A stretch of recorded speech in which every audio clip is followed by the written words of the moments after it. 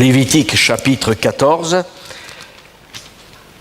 Voilà, nous avons vu que le lépreux, on va faire une lecture, on va aller au fur et à mesure. Le lépreux devait être exclu du camp d'Israël. Et donc il y a 15 jours, nous avons vu cela, et c'est quelque chose de terrible d'être exclu. Voilà. Je pense qu'il n'y a pas un individu dans ce lieu qui, à un moment donné, ne s'est pas senti exclu. Exclu d'un groupe, exclu d'une société, exclu peut-être de sa famille, exclu par ses collègues de travail, exclu parce que malade, exclu parce que différent. Parce qu'une peau différente, une culture différente. Et on a tous plus ou moins connu l'exclusion. Quelque chose de difficile, l'exclusion. Et dans notre société, on a décidé de dire quelque chose. Il y a une expression qui dit « on va vivre ensemble ». Alors, quelque part, ça paraît un but magnifique. Le problème, c'est que pour vivre ensemble aussi, il faut qu'il y ait une transformation de l'ensemble et de chaque individu en particulier. Et malheureusement, notre société a fait le très mauvais choix de dire « tu es comme tu es, tu restes comme tu es, qu'importe, on va vivre ensemble ». Et on vit ensemble, certes, mais dans des contradictions terribles, avec des religions qui s'opposent et qui peuvent pas s'entendre, avec des philosophies qui s'opposent et qui peuvent pas s'entendre, avec des mentalités, des cultures qui peuvent pas s'entendre. Et on se dit que, de toute manière, il y a toujours exclusion. Exclusion avec le racisme, avec l'antisémitisme, avec tel et tel corps social, etc. Et le plus terrible, c'est l'exclusion à cause du péché. Parce que le péché, ça nous détruit. Et Jésus est venu pour que nous puissions être transformés. Parce que inclure du bon et du bien dans une société, c'est pas possible. Il faut que ceux qui sont dans le mal, dans le péché, soient transformés, changés, amen, afin qu'ils passent des ténèbres à la lumière. Et le lépreux devait dire qu'il était impur, il portait des vêtements déchirés, il était en deuil, il réalisait sa situation, il était exclu et il devait dire quelque chose de terrible alors qu'il était tête nue, il se couvrait la barbe. Voilà, je rappelle ça, vous pourrez relire cela dans les Lévitique 13. Et il criait quelque chose de terrible, impur. Impur. On est dans une société où tous les gens disent non, nous on est purs, nous on est bien, on est des gens bien. Et la Bible nous invite à réaliser que d'où nous sommes sortis, si nous sommes des chrétiens, de ne jamais oublier la purification de nos anciens péchés. Et ami, si tu ne connais pas encore le Seigneur, eh bien la Bible nous dit que tu es impur, mais qu'il y a quelqu'un qui peut te purifier. Comme j'étais impur, et le Seigneur m'a purifié, parce que la Bible nous dit que tous ont péché, sont privés de la gloire de Dieu. Donc nous étions tous impurs, souillés par le péché, ça se voyait, c'était constaté, et le Dieu qui est saint nous dit « tu es impur ». Mais alléluia, il y a une solution, on va voir la solution, elle est magnifique. Alléluia, c'est la rédemption. Amen.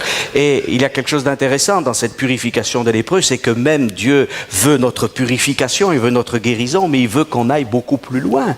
Pas simplement qu'on dise maintenant tu es purifié, tu es guéri, ça c'est déjà glorieux, c'est magnifique, mais, et ce sera l'itinéraire, on va continuer au fur et à mesure des prédications, on va passer de l'exclusion au lieu très saint. Amen. Alors là c'est quand même pas mal, hein. Voilà. On ne va pas simplement rester dans le camp. Il faudra aller dans le parvis, il faudra aller dans le lieu saint, jusque dans le lieu saint, parce que c'est dans le lieu saint que Christ nous invite à venir. Amen. Alors bien sûr, tout l'Ancien Testament est pédagogique. La Bible nous dit que la loi elle est comme un pédagogue pour nous mener vers Christ. On ne va pas refaire ces cérémonies pour les lépreux, ça ne correspond à rien. Christ est venu. Mais c'est très intéressant parce que c'est pédagogique. Et on va lire le début du chapitre 14. Et il nous est dit ceci.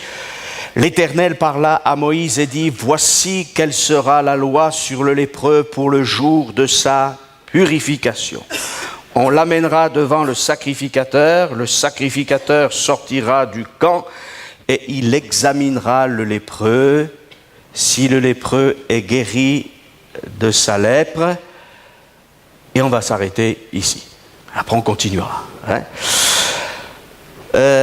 Première chose, constatation d'une guérison. C'est-à-dire que à un moment donné, cette lèpre, Dieu guérit ce lépreux. Mais c'est déjà un effet de la grâce. Amen. Tout ce que nous avons de la part de Dieu, c'est une grâce. Amen. Nul ne peut dire ce matin, si Dieu m'a béni, c'est que quand même j'étais pas si mal que cela, ou j'ai fait quelque chose, j'ai pensé quelque chose, j'ai dit quelque chose, alors Dieu me devait quand même un petit peu de compassion. Non! Souillés, nous l'étions, et nous avons encore besoin de changer, et nous ne méritons rien. Ça, il faut que ça soit bien ancré dans nos cœurs et dans nos vies, parce que la religion humaine dit toujours, oui, Dieu a tout accompli, mais nous, quand même, on n'est peut-être pas si mal que cela.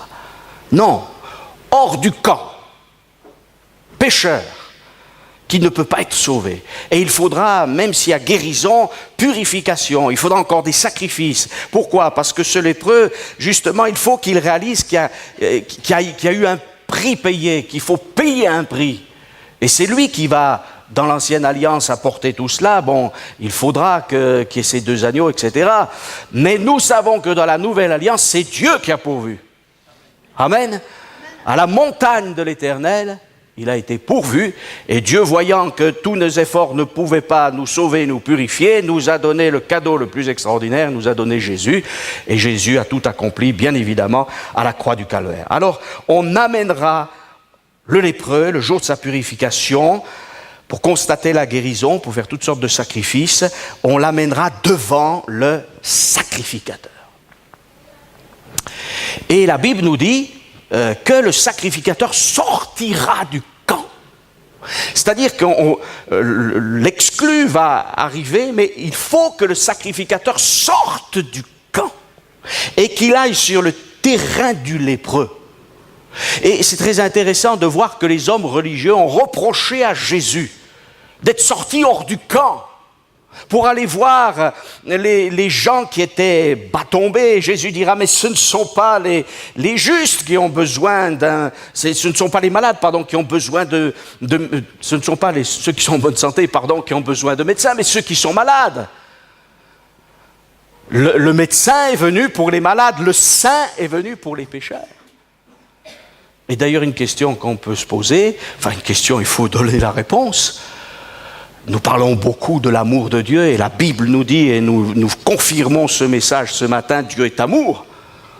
Amen. Qui en douterait ce matin, si quelqu'un en doute, approche-toi de Jésus, tu vas voir l'amour qui va être répandu dans ton cœur. Mais aussi, la Bible nous dit que Dieu est saint. Et si Dieu est saint, il faut que je devienne saint, et pour ça, il faut que je sois sanctifié. Et aussi, si j'aime l'amour de Dieu, il faut aussi que j'aime sa sainteté. Et je ne peux pas dire, et c'est dur ce que je dis ce matin, parce que c'est dur pour chacun d'entre nous, mais est-ce que nous aimons la sainteté de Dieu? Oui, nous aimons beaucoup l'amour de Dieu quand il nous donne quelque chose. Et je ne parle pas de cette sainteté mystique et bizarre qui consisterait à se priver de toute joie que le Seigneur a prévue pour nous. Parce qu'il y a des gens qui confondent la sainteté et l'austérité. Voilà, et aussi des gens qui confondent moralité et sainteté. On peut essayer d'avoir une bonne moralité et de ne pas être du tout saint. Non, saint, c'est penser comme Dieu, parler comme Dieu, agir comme Dieu, avoir les sentiments de Dieu. Et ça ne fait pas partie du programme de l'homme charnel. Il faut qu'il y ait une métamorphose, il faut qu'il y ait une transformation, il faut qu'il y ait une nouvelle naissance, il faut mourir. Et le sacrificateur va sortir hors du camp, l'homme saint. Le sacrificateur, et particulièrement Aaron, était l'homme saint. Voilà. L'homme qui devait développer la sainteté, parler de sainteté au peuple. Et qui, lui seul, en tout cas, le souverain sacrificateur, et Jésus est notre souverain prêtre, notre souverain sacrificateur, lui seul pouvait, une fois par an, rentrer dans le lieu très saint. Donc, j'oserais dire, le rôle du sacrificateur, c'était d'aller hors du camp, mais aussi d'aller, en tout cas pour le souverain sacrificateur, dans le lieu très saint. Amen. Et lorsque le souverain sacrificateur portait ses vêtements d'apparat. Parce qu'il avait soit une tunique blanche, soit ces magnifiques habits avec ses pierres précieuses, avec ses couleurs, etc. Il portait aussi, nous dit l'Écriture, une tiare, et il y avait un diadème sur cette tiare, et sur ce diadème, était marqué sainteté à l'Éternel. Amen. Donc ce souverain, ce sacrificateur vient et sort hors du camp. Amen. Heureusement que Jésus est venu. Amen. Il y a déplacement à la fois du lépreux, on l'amènera au sacrificateur, et ça me parle aussi, on l'amènera. Est-ce que nous amenons les gens que nous connaissons, les lépreux, au sacrificateur? Et c'est ce qu'il faut faire, c'est ça de l'évangélisation. Non seulement une réunion d'évangélisation, mais dire, Seigneur, il faut que j'amène des lépreux. Il faut que je t'amène des lépreux. Moi, je ne peux rien faire pour les lépreux. Moi, je ne peux pas changer quelqu'un. Le plus grand des prédicateurs du monde, le plus grand des témoins, le plus grand qui fait des expériences, ne peut rien. Mais Jésus peut tout. Et l'évangélisation, c'est amener des gens à Jésus. Les amener au souverain prêtre. Pour que lui, il agisse. Et Jésus allait de lieu en lieu, de ville en village, etc. Vous connaissez les évangiles, alléluia. Et on lui a reproché, mais tu es avec les pécheurs.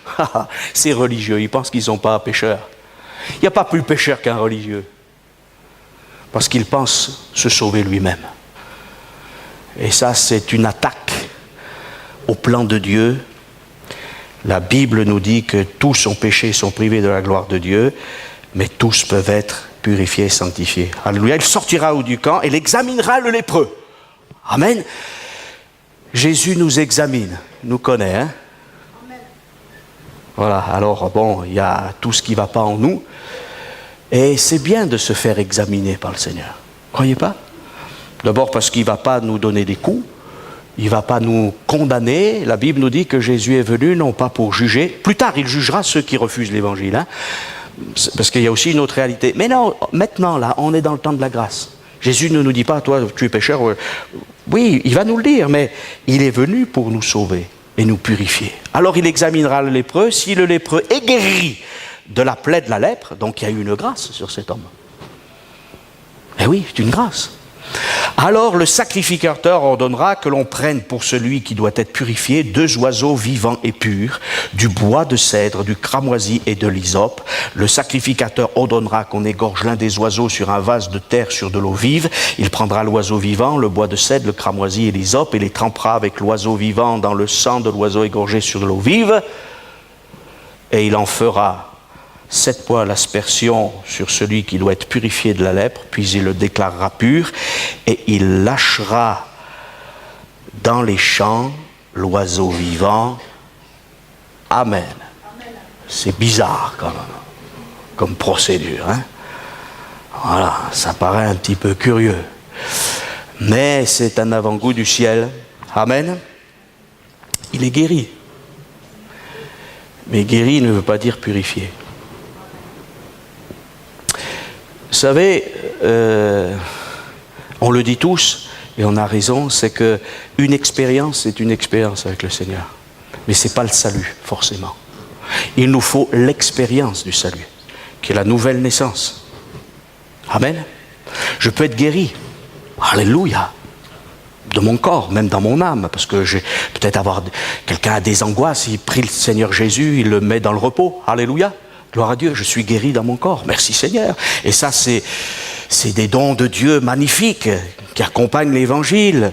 Voilà, je peux peut-être, si j'étais là au chômage depuis des mois, voire peut-être des années, je trouve du travail. Peut-être que dans mon foyer, il y a des choses qui s'arrangent. Je ne sais pas. Il y a tellement de choses de cette terre dans lesquelles le Fils de Dieu peut intervenir. Amen.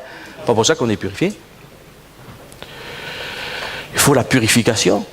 Et après la purification, il y a la transformation. Après la transformation, il y a aussi la consécration. Mais il faut être purifié. Et là, le sacrificateur va prendre ces oiseaux, ce cèdre, cet hysope, voilà, du cramoisi. Et le cramoisi, bien sûr, nous parle du péché, mais aussi du triomphe de Dieu. Voilà, l'Écriture nous dit ceci.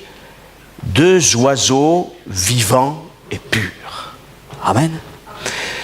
Quelque chose qui rappelle le céleste. Voilà. Les hommes ont toujours été en admiration devant les oiseaux et on a toujours voulu s'élever un petit peu. Hein. Seulement, Adam, il est de la terre. Hein. Il a été pris de la terre. Mais on admire les oiseaux et bien sûr, l'oiseau, c'est l'image du céleste. Et c'est du ciel que vient le secours. C'est pas de la terre. Voilà, Jean-Baptiste le dira à propos de Jésus. Il vient du ciel. Il n'est pas de la terre. Il vient du ciel. Amen. Eh oui, c'est du ciel. Et s'il y avait un lieu très saint qui n'était qu'une image du lieu très saint spirituel, le lieu très saint spirituel, c'est le ciel. C'est ce qui est élevé. C'est, entre guillemets, l'habitation de Dieu. N'y voyons pas les étoiles ou simplement les galaxies. Non, c'est cette sphère spirituelle dans laquelle Dieu règne. Amen. Et puis, si le ciel est son trône, la terre est son marchepied. Amen. Alors deux oiseaux, et la Bible nous dit que le sacrificateur ordonnera qu'on égorge l'un des oiseaux sur un vase de terre, sur de l'eau vive. Pas de l'eau de marécage, pas de l'eau stagnante, avec de la boue, avec toutes des virus, des microbes, tout ce que vous voulez, qui pourraient être toxiques, de l'eau vive. Ah, ça vous rappelle pas quelque chose, ça? Ah, d'ailleurs, c'est intéressant, hein, parce que la Samaritaine, elle vient avec son... Il faut bien quelque chose pour puiser, non? Un vase de terre. N'est pas grand-chose, non, hein? Des vases de terre.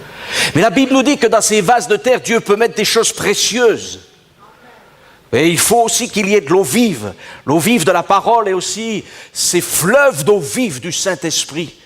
Amen. Et l'œuvre de la croix se fait par le sang et par l'eau et par la vie de l'Esprit. Amen.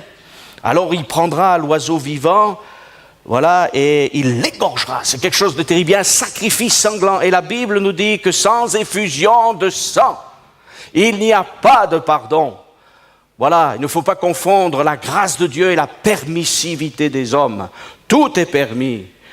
On peut faire ce qu'on veut, c'est ça la liberté, c'est le pire des esclavages. Esclavage du péché, esclavage dans nos pensées, on est dans des addictions, on est dans des liens. Et le Seigneur veut libérer non seulement ceux qui ne le connaissent pas, mais aussi ceux qui le connaissent. Et mon frère, ma sœur, peut-être que c'est la timidité qui est un lien, peut-être que c'est des pensées mauvaises, peut-être que tu n'as pas pardonné, tu es pas bien dans ta peau, tu es comme un lépreux, mais le Seigneur Jésus veut eh bien que tu pardonnes, qu'il y ait un changement, qu'il y ait une transformation.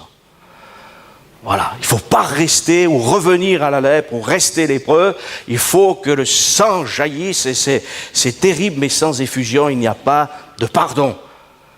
Voilà, vie pour vie. Et la Bible nous dit, on l'égorgera sur un vase de terre, sur de l'eau vive. Amen. Alors réalisons notre faiblesse. Nous avons été tirés de la terre. Et parfois même les vases que nous représentons sont bien misérables. Ce qui est assez intéressant de voir aussi, c'est que le Fils de Dieu, alors qu'il était dans son ciel de gloire, a accepté d'être comme nous. Voilà.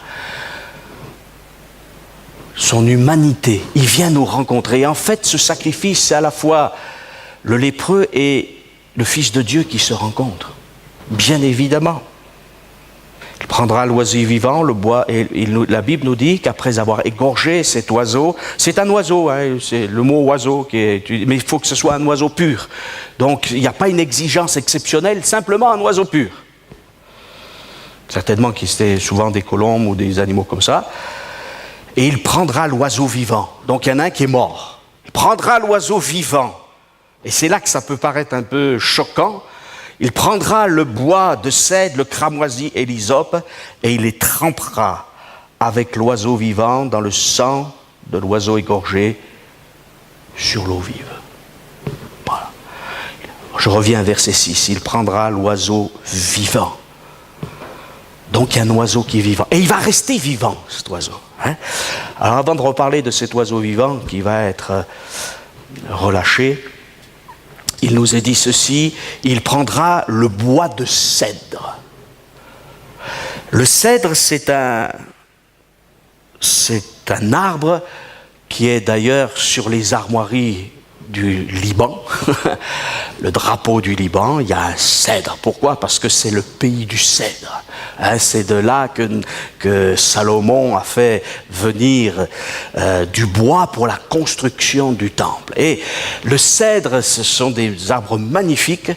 Les cèdres sont des arbres magnifiques qui nous parlent de royauté, de majesté, d'élévation.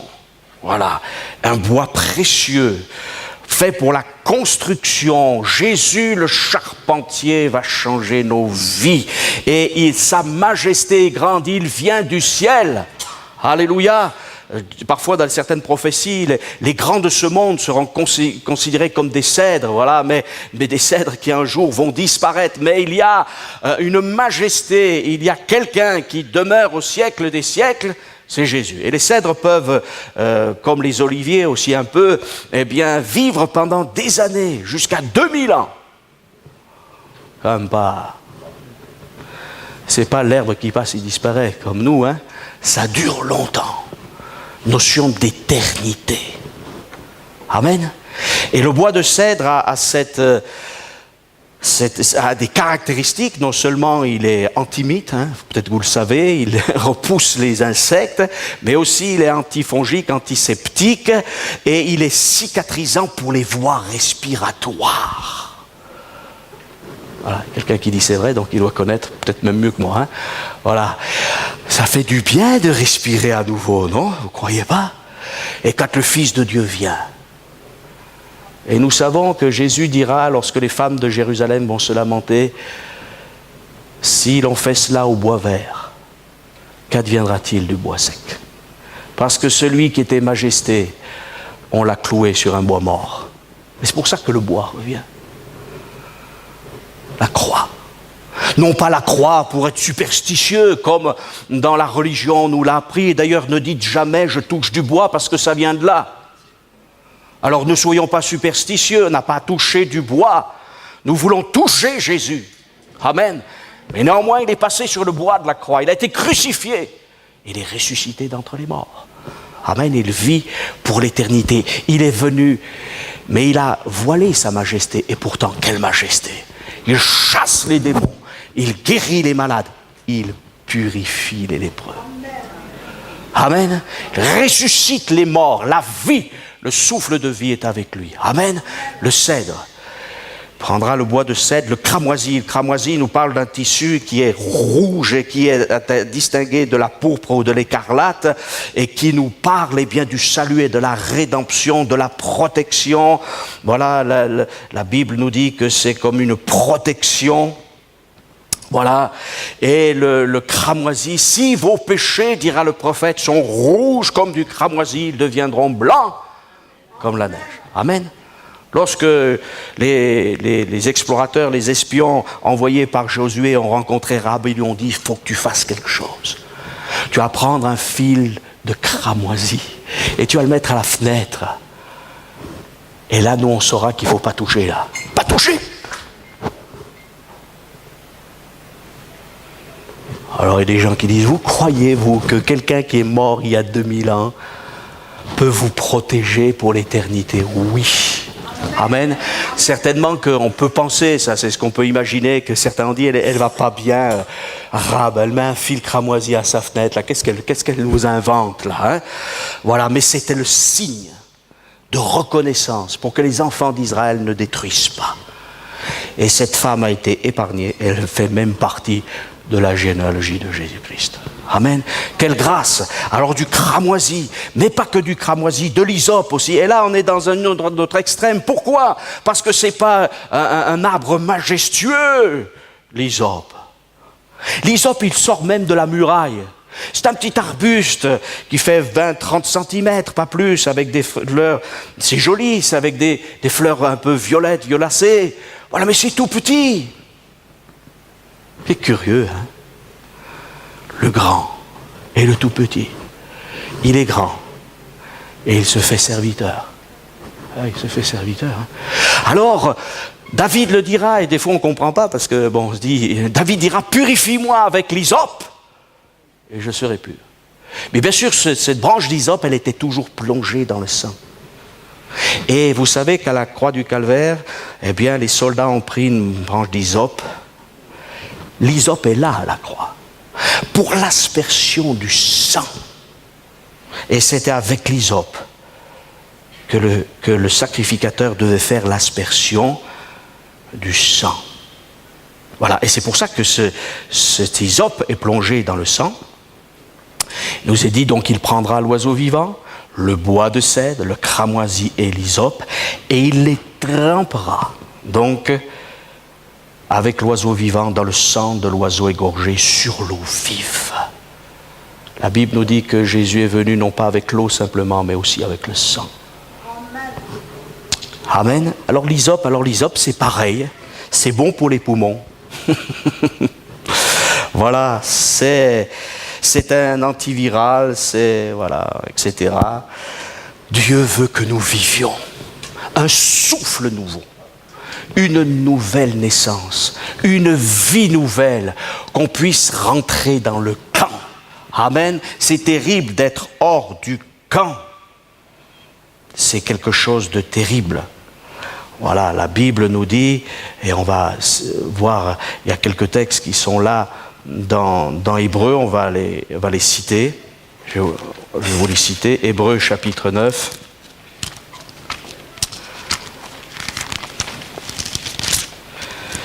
Hébreux chapitre 9. Dans la seconde partie, le souverain sacrificateur seul entre une fois par an, non sans y apporter du sang qu'il offre pour lui-même ou pour les péchés du peuple. Le Saint-Esprit montrait par là que le chemin du lieu très saint n'était pas encore ouvert tant que le premier tabernacle subsistait. C'est un symbole pour le temps présent. Il signifie que les dons et les sacrifices présentés ne peuvent rendre parfait sous le rapport de la conscience celui qui rend ce culte. Voilà, ils étaient avec les aliments, les boissons et les diverses ablutions, des ordonnances charnelles imposées seulement jusqu'à une époque de réformation. Le souverain prêtre ne pouvait pas rentrer en permanence dans le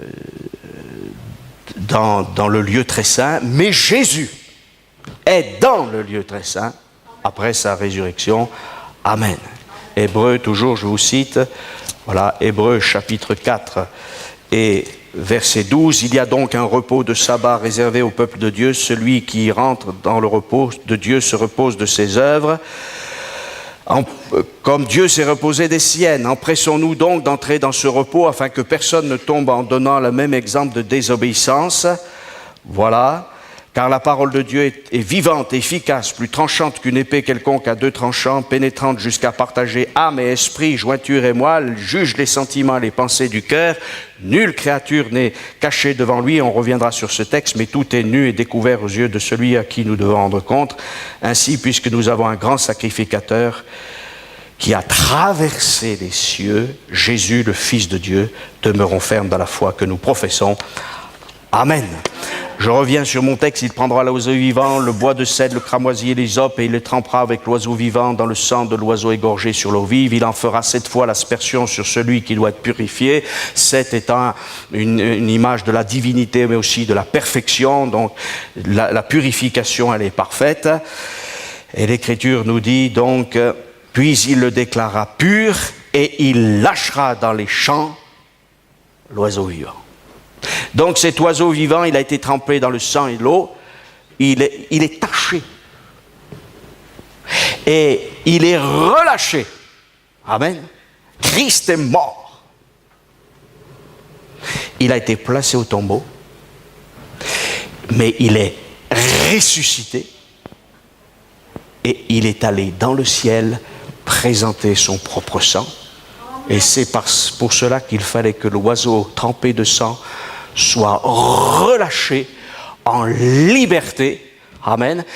Et Christ, c'est notre liberté. Et nous-mêmes, nous avons accès auprès du Père par celui qui est ressuscité et glorifié. Amen. Il ne présente pas dans le ciel le sang des boucs et des taureaux, ça c'était une image, et nous l'avons vu, et ne pouvait rien apporter à la perfection, mais le sang de Jésus, précieux, comme dira l'apôtre Pierre, nous n'avons pas été rachetés par de l'or, de l'argent, mais par le sang précieux de Jésus, et ce sang précieux, il a été présenté à Dieu le Père, et c'est pour cela que, recouvert du sang de Jésus, nous avons accès auprès de Dieu. Et il nous est dit, après avoir fait l'aspersion sur celui qui doit être purifié de la lèpre, il relâchera, donc il le déclarera pur, et il lâchera dans les champs l'oiseau vivant. Amen, purifié. C'est un mot qui n'est pas tellement à la mode, hein. Si on dit aux gens, est-ce que vous êtes purs? Qu'est-ce que c'est que cette notion? Maintenant, il n'y a plus de moralité, il n'y a plus rien, il n'y a plus de repères, mais pour Dieu, c'est important, pur. Plus rien, plus de traces de lèpre, il est purifié. Amen, c'est glorieux. Et c'est glorieux, pardon. Verset 8. Celui qui se purifie lavera ses vêtements, rasera tout son poil et se baignera dans l'eau. Et il sera pur. Ensuite, il pourra entrer dans le camp, mais il restera 7 jours hors de sa tente. Le 7e jour, il rasera tout son poil, sa tête, sa barbe, ses sourcils, il rasera tout son poil, lavera ses vêtements et baignera son corps dans l'eau. Et il sera pur. Amen. Quand même, Dieu insiste. Hein. C'est pas vite fait, bien fait, hein, en disant allez, maintenant c'est bon. On tourne la page. Hein. Oh. Ce Dieu-là, il insiste. Hein. Mais je crois que c'est bon que Dieu insiste. Amen. Parce qu'on est vite oublieux. Oui, c'était bien ce qu'on a vécu. Le salaire du péché, c'est la mort. Mais le don gratuit de Dieu en Jésus-Christ, c'est la vie éternelle. Et c'est pour ça qu'il y a le repas du Seigneur. C'est pour ça qu'il faut se rappeler la croix, le tombeau qui est vide et Jésus en permanence. Et non pas se souvenir en disant oui, c'est... Non, mais le revivre en quelque sorte. Pour acclamer Dieu en disant mais tu m'as sorti de la boue du péché, tu m'as sorti de la fange, tu m'as sorti de la lèpre. Alléluia. Et c'est tellement extraordinaire. Sinon, je dis oh oui, c'est pas mal. Le christianisme, c'est pas mal. Hein? Non, mais attendez, il faut... Oh, c'est le programme de Dieu pour nous. Mais c'est glorieux qu'un Dieu si grand, comme dit le cantique, ait pu penser à moi, pauvre misérable, l'exclu des exclus. Et le Seigneur a accepté, lui, de quitter son ciel de gloire, le lieu saint, le lieu extraordinaire pour venir au milieu des souillés. On n'aime pas se salir, non? Si on est propre, on n'a pas envie de se salir. Ou alors on est un peu bizarre. Hein? Voilà. Et Jésus a pris notre péché. Et vous vous rendez compte, il était saint. Il prend notre péché. Il a été fait péché pour nous. C'est injuste. C'est pas normal que quelqu'un qui soit propre et pur et qui s'est toujours gardé pur soit souillé, soit fait péché pour nous. Et c'est là qu'on ne comprend pas encore tout à fait et complètement l'amour de Dieu, mais on le reçoit. Amen. Alors, c'est un peu bizarre ça, parce qu'il nous est dit celui qui... Après, il y a encore toute une procédure, on va s'arrêter là comme à ces quelques versets. Celui qui se purifie lavera ses vêtements. Et oui, il faut aussi laver les vêtements. Hein. Voilà. D'ailleurs, il est question aussi, et nous ne l'avons pas lu, mais c'est toute une pédagogie, de la lèpre des vêtements.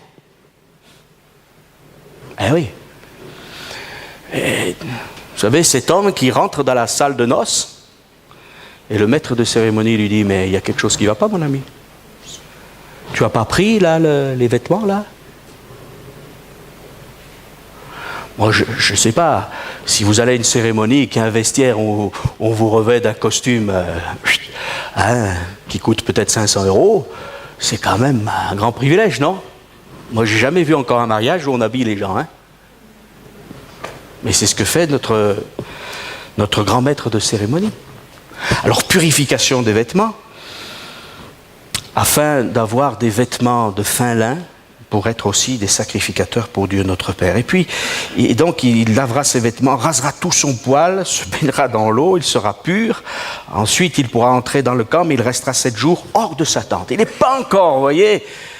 Alors, ça peut paraître un peu curieux d'enlever tout le système pileux, hein. C'est un peu bizarre, il y a des choses un peu étonnantes. Oui, mais là, il est vraiment à nu, parce que même les cheveux, tout ça, ça peut encore cacher quelques plaies. Hein. Voilà, il est, et nous l'avons lu. Hébreux 4.13, nulle créature n'est cachée devant lui, mais tout est nu et découvert aux yeux de celui à qui nous devons rendre compte. C'est-à-dire que c'est lui qui nous examine. Parce que là aussi, ma petite identité, je suis quelqu'un de pas trop mal. Ou alors, je me détruis aussi. Je suis tellement loin de Dieu que Dieu m'aime plus, Dieu peut plus me sauver. Ça peut passer d'une extrême à une autre. Et Dieu ne veut pas ni cet extrême ni l'autre. Tu es un pécheur, tu es perdu, mais moi je peux te sauver et je vais te purifier de la plante des pieds jusqu'au sommet de la tête. Amen. Il y avait quelqu'un dans l'Écriture qui était beau, très beau. Hein? Et chaque année, il se faisait couper les cheveux. Absalom. Voilà. Mais il n'y avait pas pire. Pas pire comme enfant. Pas pire comme homme qui ne reconnaissait pas son péché. Et s'il était beau de l'extérieur, c'était le top modèle d'Israël à l'époque, eh bien c'était un homme qui était un vaniteux, un orgueilleux, qui ne s'est jamais repenti ni de son crime. Et il a fait même un soulèvement, s'est soulevé contre le gouvernement de son propre père. Et ça, c'est l'œuvre de l'adversaire. Alors nous, on dit, on est des gens bien. Et aujourd'hui, tout le monde a des grandes capacités, c'est formidable, il faut que vous vous épanouissiez, ceci, cela. Non, passe par la croix d'abord. Et puis après, oui, tu seras épanoui, alléluia. Mais selon le critère divin. Après, tu seras heureux, tu seras dans la paix, tu pourras, vivre comme une plante qui va répandre un parfum agréable pour Dieu. Amen. Et après, il nous est dit, le 7e jour, il se rase à nouveau, tout son poil, sa tête, sa barbe, ses sourcils. Vous vous rendez compte, enlever même les sourcils, ça fait bizarre, hein, ça doit être vraiment très étrange. Voilà. Et il nous est dit, il lavera ses vêtements, il baignera son corps dans l'eau et il sera pur. Amen. Alléluia. Et après, il nous est dit le 8e jour. Alors, le 8e jour, ça sera pour dans 8 jours, enfin dans 7 jours. Voilà. Et le 8e jour, c'est le jour du Messie. Amen. Une ère nouvelle va s'ouvrir pour cet homme. Parce que, mes frères et sœurs, et j'aimerais vous interpeller sur ce sujet-là, c'est que pur, c'est une chose. Mais pourquoi faire ? Pour être quoi ? Simplement être pur ? Oh Seigneur, je te bénis parce que je suis purifié, je suis sauvé. Oui, gloire à Dieu, c'est merveilleux. Mais nous verrons qu'il y a encore une suite. Amen. Alors il vient hors du camp, non pas simplement pour que nous soyons dans le camp maintenant, et qu'on puisse même rentrer dans la tente familiale pour retrouver parents et amis. Imaginez cet homme ou cette femme, et en particulier cet homme qui est normalement le chef de famille, qui doit nourrir sa famille. Il a été exclu, il est lépreux et maintenant il va pouvoir à nouveau embrasser sa femme, ses enfants. Il va pouvoir à nouveau retrouver, peut-être s'il est grand-père, ses petits-fils, ses petites-filles, ses amis, tous ceux qu'il a connus, les gens de sa tribu et tout Israël. Il peut maintenant parler au grand prêtre, il peut, voilà. Il est dans le camp, il est dans sa tente. Oui, mais il faudra aussi entrer dans les tabernacles éternels, dans la tente du grand Dieu, qui est saint, saint, saint. Non pas 3 fois saint au sens d'une quantité, mais saint d'une manière parfaite, parce que le Père est saint, Jésus est saint, le Saint-Esprit bien sûr est saint, et c'est pas une quantité, c'est une nature, c'est un état. Amen. Alors les séraphins disent Saint, Saint, Saint est l'Éternel des armées. Et Isaïe, devant cette sainteté, s'écroule, et ses lèvres vont être purifiées. Et après, quand il y a purification, il y a invitation au service.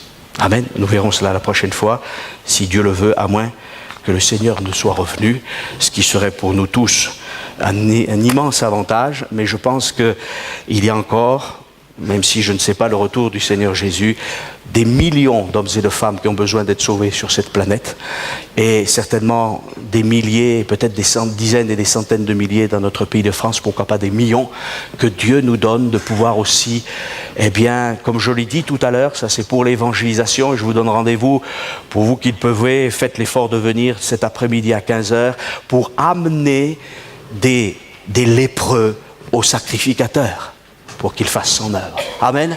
On prie le Seigneur, on va se lever et on va demander au Seigneur sa grâce.